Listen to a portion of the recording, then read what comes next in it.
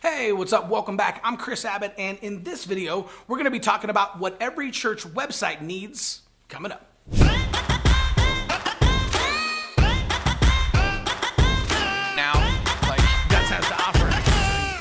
Hey, what's up? Welcome back. My name is Chris Abbott, and if we're meeting for the first time, I've helped thousands of churches on their website to be able to eliminate clutter and change it so that their website actually works for them, attracting people to their church. So in this video, we're going to dive in. I'm going to show you the two things that every single potential visitor is wondering when they hit your website. I'm going to tell you why 50% of church website visitors leave within the first 10 seconds. And I'm going to share with you the number one thing your church website has to have to get new visitors. Let's dive in.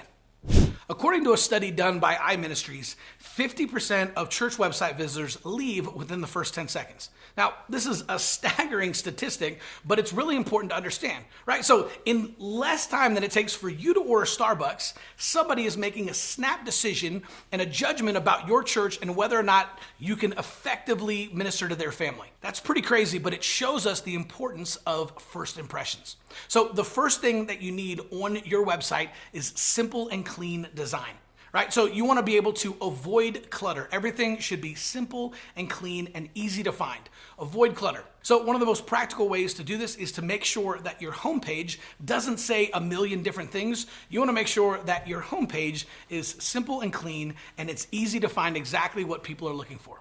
Number two, you want professional photographs of smiling, happy people from your church all over the website. This is the number one mistake that I see that churches make all the time is they either use stock photos, which are absolutely horrible and people know they're stock, right? So don't use stock photos ever again. In fact, the best thing that you can do is for about $200 or $300, you can hire a professional photographer to come out to your Sunday morning service and take a bunch of pictures of you preaching during your message, of worship, of your people hanging out in the lobby, of your kids' services. For $200 or $300, you can have hundreds of images that you can now use all over your website, your social media, and a ton of your print media.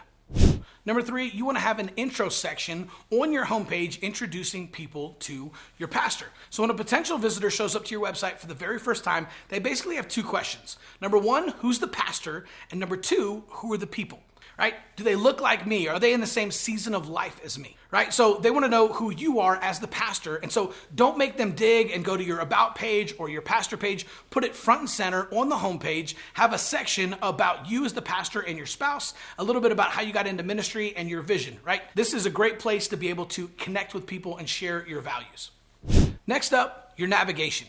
Okay, this is more important now more than ever. So at this point, more than 70% of your church website traffic comes from mobile. So you actually have to design everything mobile first, thinking about desktop second. So if the majority of your website traffic is coming from a phone, that means people will scroll a lot more than they will click. So instead of having a ministries page with drop downs where you have youth ministry, kids ministry, choir ministry, adult ministry, senior ministry, Bible study, that's a lot of things to click through. Instead, just have one page like your ministries page that you click on and then have sections on that page. That page can be super long and people can continue to scroll, but put all of those ministries on one page so people can scroll on their phone as opposed to having to click on drop-down menus inside of drop-down menus and continue to click on the next page. Because the reality is they're not going to do it. They're just going to hit the back button and go to a website that's a little bit more mobile friendly. Okay, location and service times. This one's a big one. According to Gray Matter, 43% of church website visitors are on the website simply for location and service times. So if you're burying those on your contact page or your about page or even at the bottom of your homepage, I'm telling you, you're doing it wrong. So location and service times should be front and center, very prominent, and they should go the top of your website just below the header. So you'll have your navigation, you have a header, and then boom, you should literally have a section that says in big letters, location and service times, right? And it's right there. That way it's prominent, it's easy for people to see, and you want it preferably above the fold so it's one of the first things they see in the first 5 seconds. All right, so before I get to my last point, can I ask you a favor? If you found this video valuable, would you go ahead and hit that like button? It just helps the YouTube algorithm and helps more people see this. And finally, the number one thing that you need on your church website is a plan your visit page. Now, if you're not familiar with Plan Your Visit, it's simply giving people the option to sign up and basically schedule an appointment to visit your church on Sunday. And the best way to do this is to have multiple buttons on your Plan Your Visit page that literally say, Plan Your Visit Now. When somebody clicks on them, it can take them to a form or a pop-up, or you can use something like text in church, right? Where now someone can actually plan a visit, and you just want to collect their name, email, and phone number. But what this does is this actually lowers the barrier of entry for new visitors. In fact, when we first started using this at my church, we increased our first-time visitors by 42% in the first month, 60% in the second month, 87% in the third month, and 113% in the fourth month, simply by adding a Plan Your Visit page to our website and giving people the option to plan a visit.